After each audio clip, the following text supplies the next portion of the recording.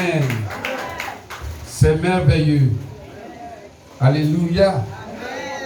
Que le Seigneur vous bénisse. Missionnaire, est-ce que tu es vraiment en action missionnaire? Gloire à Dieu. Voilà. Et je voudrais solennellement vous présenter les deux bâches en question. Acclamons le Seigneur.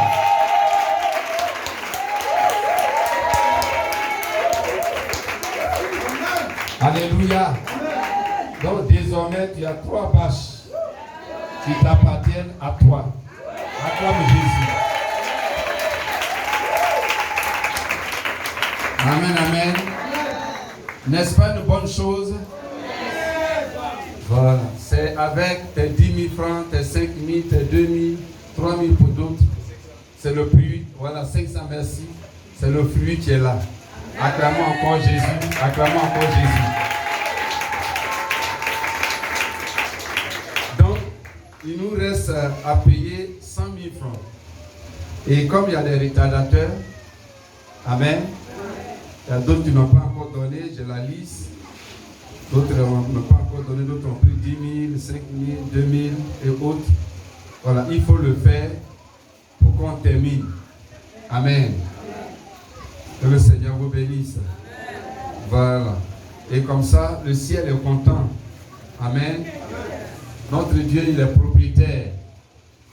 Amen. On peut commencer par la location et terminer par la propriété. Amen. Que le Seigneur vous bénisse. Voilà. Et ce matin, nous allons prendre la Bible dans le livre de Lamentations. Lamentation de Jérémie. Donc, c'est juste après le livre de Jérémie. Est-ce que vous comprenez? Vous suivez? Voilà.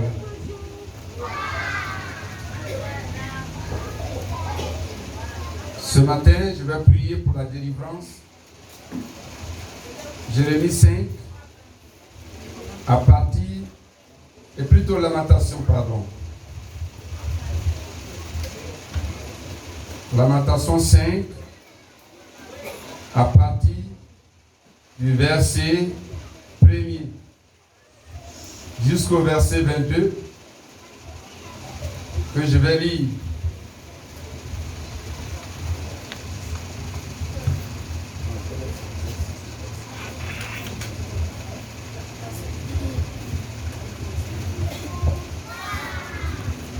Amen.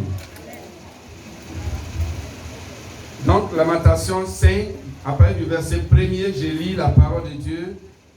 Souviens-toi, l'Éternel, de ce qui nous est arrivé.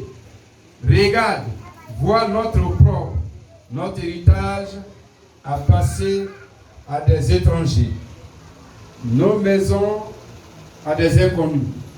Nous sommes orphelins, sans père. Nos mères sont comme des veuves. Nous buvons notre eau à prix d'argent.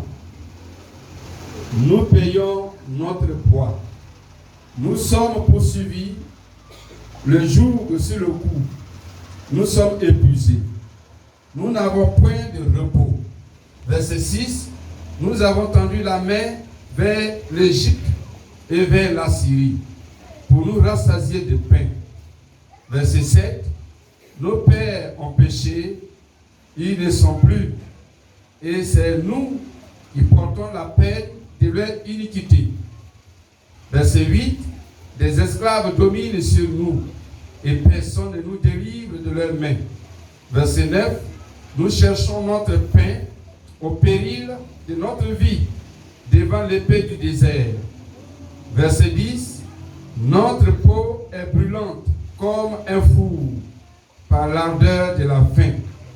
Verset 11, ils ont déshonoré les femmes dans Sion, les vierges dans les villes de Juda. Verset 12, des chefs ont été pendus par leurs mains. La personne des vieillards n'a pas été respectée. Verset 13, les jeunes hommes ont porté la miel. Les enfants chancelaient sous des fardeaux de poids. Verset 14, les vieillards ne vont plus à la porte. Les jeunes hommes ont cessé leur chant.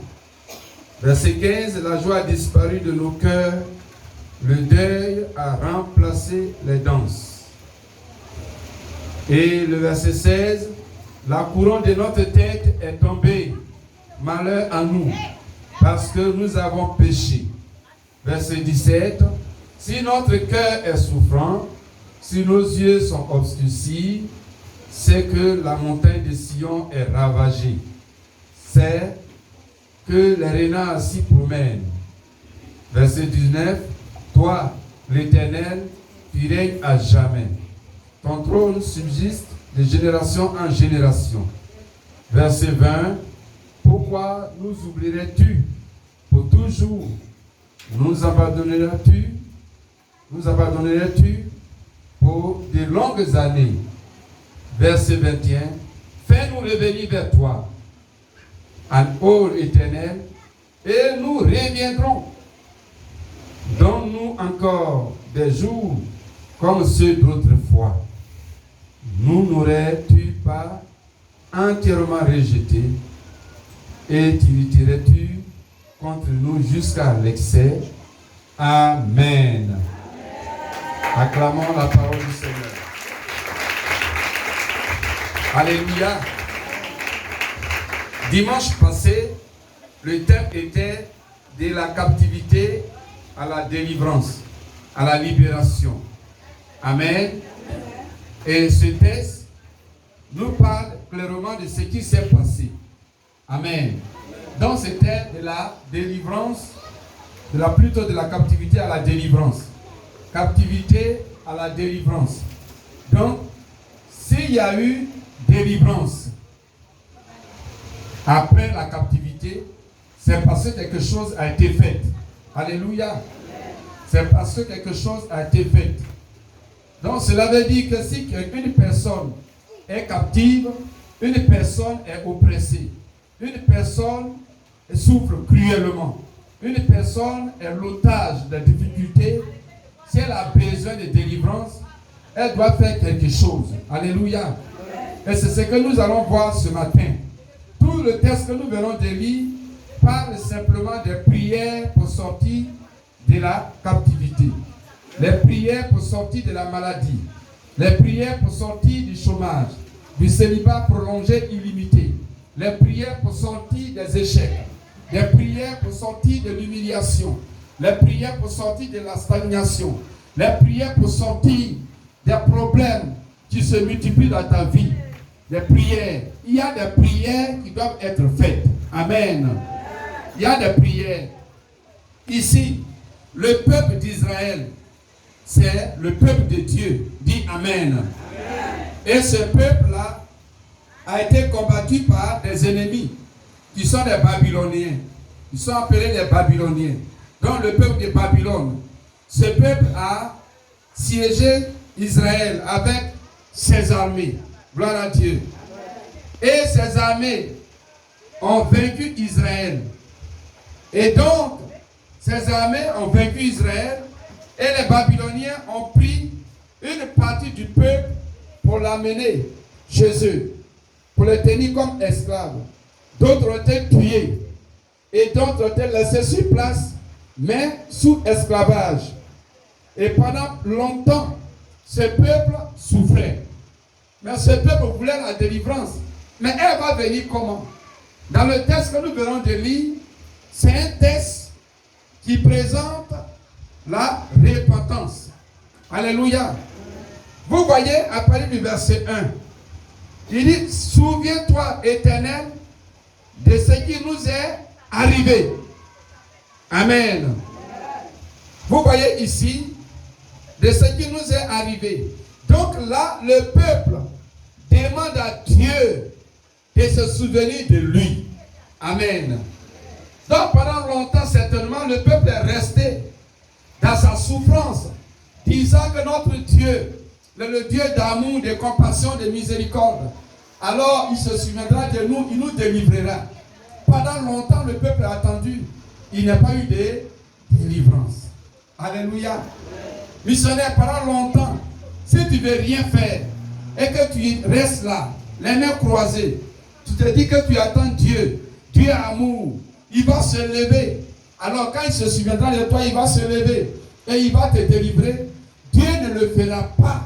Tant que toi-même, qui es dans le feu de ta souffrance, de ta difficulté, de ton oppression, tant que toi-même, tu ne t'es pas levé, Dieu ne se lèvera point. Amen. Ici, le peuple s'est levé. Amen. Et quand le peuple s'est levé pour aller vers Dieu. Amen. Très souvent, on est dans les souffrances, dans les difficultés. On se lève, on parle, on crie pour le besoin, plutôt pour la délivrance qu'on veut, pour la victoire qu'on veut, pour la bénédiction qu'on veut. Mais ici, quand Israël a pris conscience, Israël a crié vers qui? Vers Dieu. Alléluia. Si tu as besoin de délivrance, tu as besoin d'une bénédiction quelconque, ton problème réel n'est pas la bénédiction que tu veux. Mais ton problème réel, c'est de chercher Dieu. Et ici, le peuple s'est levé pour chercher sa libération. En faisant quoi? En faisant des prières. Alléluia. Mais ici, le verset 6 et 7 nous dit quoi? Le verset 6 et 7 dit ceci. Nous avons tendu la main vers l'Égypte et vers la Syrie pour nous rassasier de pain. Donc ici, le peuple a train de confesser son péché. Alléluia. Donc le peuple, dans sa souffrance, prend conscience de son péché. Là où il a déshonoré, il a désobéi à Dieu, c'est là qu'il se souvient maintenant. C'est important dans la repentance. Pour une repentance vraie et sincère, qui va t'apporter la libération, la délivrance, pour que ta vie change, tu dois prendre conscience de là où tu es tombé.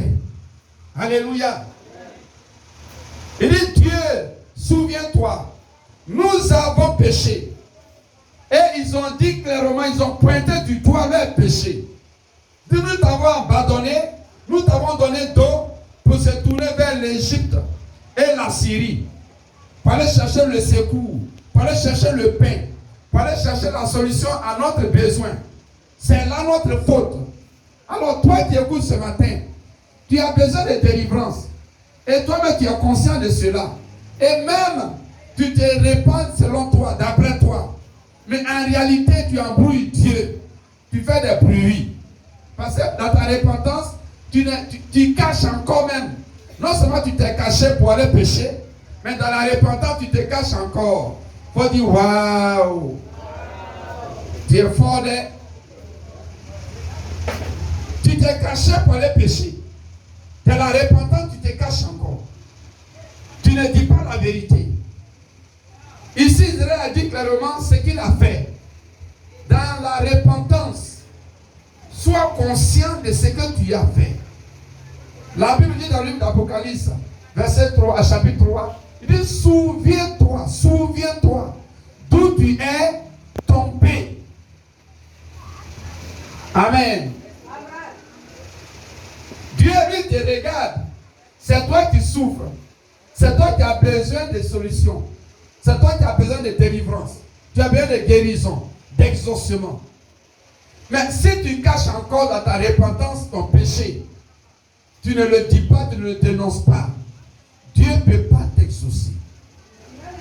Donc, le premier point de repentance véritable, c'est de prendre conscience de là où tu es tombé. Israël dit, nous avons tendu la main vers l'Égypte et vers la Syrie pour nous rassasier de pain. Alors que Israël devait prier Dieu, n'est-ce pas, pour le rassasier de pain. Israël devait demander à Dieu que Dieu donne le pain Mais Israël allait demander. Beaucoup de personnes ont commis des fautes quand ils ne veulent pas reconnaître. Amen. Quand ils ne veulent pas reconnaître. Ne pense pas que étant en Christ, toi étant en Christ, tu vas vivre comme un incroyant et puis Dieu va te bénir. Non. Dieu peut bénir un incroyant parce que Dieu sait qu'il est ignorant. Il ne connaît pas la vérité. Donc dans son ignorance, Dieu lui fait grâce et miséricorde. Et il le bénit. Il le protège. Il lui fait des faveurs. Parce que Dieu sait qu'il est ignorant. Et Dieu attend le temps de la révélation. Le temps où il va prendre conscience. Mais toi, tu connais la vérité. Et tu sautes la vérité pour aller faire du n'importe quoi. Alors, Dieu, il va t'attendre jusqu'à ce que tu reviennes. Alléluia. Jusqu'à ce que tu reviennes. Si tu as fait ça pour sauter, pour partir, Dieu attend que tu reviennes. Tu reviennes. Donc prends conscience. Ne te mets pas là pour dire Seigneur, pardonne-moi pour mes fautes. Pardonne-moi, délivre-moi. Tu es le Dieu d'amour, Dieu de miséricorde, Dieu souverain. Tout c'est bonté, bonté, bonté. Tu vas citer. Dieu ne va pas te pardonner. Alléluia. Il faut pointer du doigt, montrer du doigt à Dieu. Voici ce que j'ai fait. Donc Dieu te regarde pour te dire oui. Donc je comprends maintenant que tu es conscient. Donc on peut aller. Alléluia. Et plusieurs ne veulent pas reconnaître leurs fautes. Ou alors pointer du doigt leurs fautes devant Dieu parce que tout simplement ils sont orgueilleux. Ne sois pas orgueilleux. Si tu es orgueilleux, la Bible dit Dieu résiste aux orgueilleux. Dieu résiste aux... Mais il fait grâce aux... Il fait grâce aux humbles. Amen. Il fait grâce aux humbles. Comme à toi, tu t'es caché, selon toi, devant Dieu, pour aller pécher. Maintenant, dans ta repentance, tu caches encore ce que tu allais faire. Amen. Mais pourquoi tu as la repentance? La repentance qu'on fait dans nos prières tous les jours, c'est du vide. C'est la distraction de l'hypocrisie. Il n'y a pas de vérité. Seigneur, pardonne-moi pour tout ce que j'ai fait. Seigneur, pardonne, je suis ta fille, je suis ton fils. Aie pitié de moi. Mais Dieu te demande, mais toi, tu as fait quoi? Alléluia. Toi, tu as fait quoi? Qu'est-ce que tu as fait? Alors donc, 2 Corinthiens 13, verset 5, dit, examine-toi toi-même. Toi qui souffres, et ta souffrance n'a pas de fin. Tu as un problème sérieux avec Dieu. Alléluia.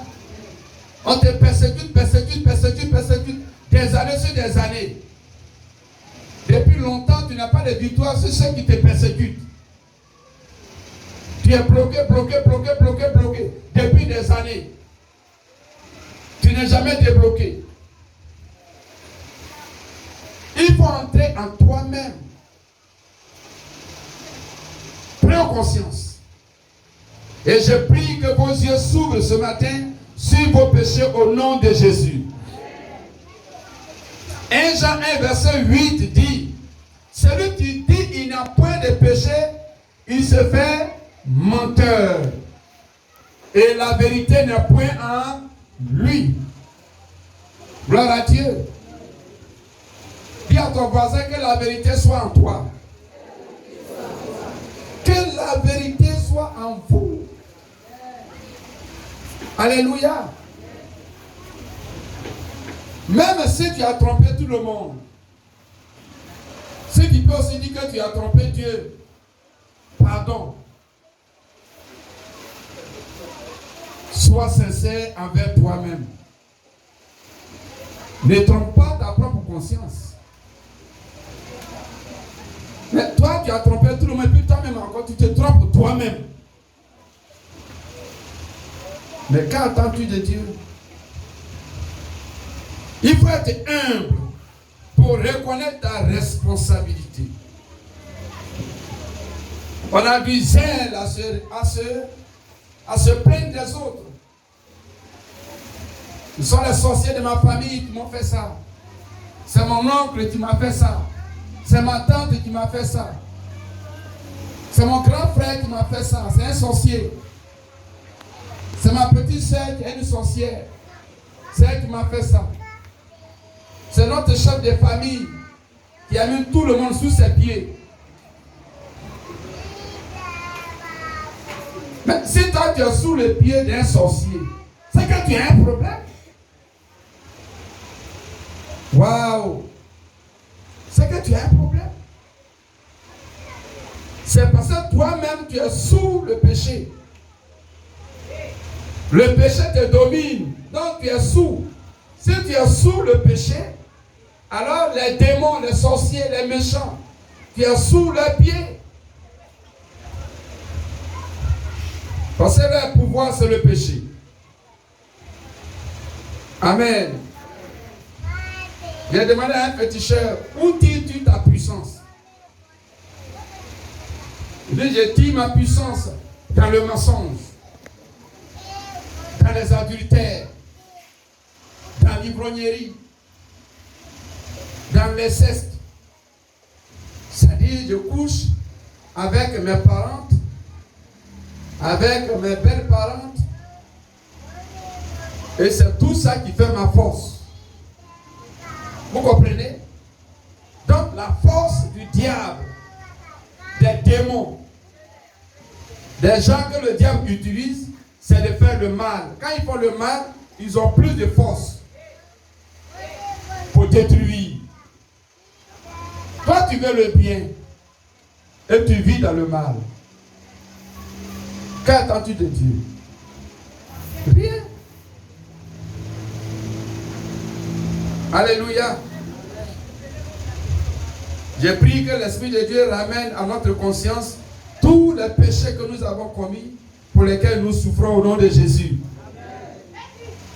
Quand les gens souffrent, ils n'aiment pas qu'on leur parle de leur mauvaise vie. C'est une erreur. Amen. C'est une erreur. Le premier sorcier que tu peux avoir, le premier diable que tu vas avoir contre ta vie, c'est toi-même. Il n'y a pas un diable quelque part. Amen. Il n'y a pas un diable spécial quelque part. Mais c'est toi-même. La vie que tu mènes, cette vie de désordre, des plaisirs, des passions du monde, cette vie démoniaque. Israël dit, oh Dieu, souviens-toi. Dieu dit, ok, vous m'avez appelé, je me souviens. Amen. Si tu penses que tu peux brouiller tes péchés devant tout le monde, alors c'est ta bénédiction que tu as brouillée. Dans Proverbe 28, verset 13, la Bible dit ceci: celui qui cache ses transgressions ne prospère point. Donc il n'y a pas de délivrance, il n'y a pas de victoire pour celui qui cache ses péchés. Parce que c'est la colère de Dieu. Dieu te voit, tu t'es caché pour aller pécher. Maintenant, pour te repentir, tu te caches encore. Donc Dieu dit, point de prospérité. Amen. Il dit, mais celui qui les avoue et les délaisse, si tu les avoues et tu les abandonnes, il dit quoi? Alors tu obtiens Acclamons la parole du Seigneur.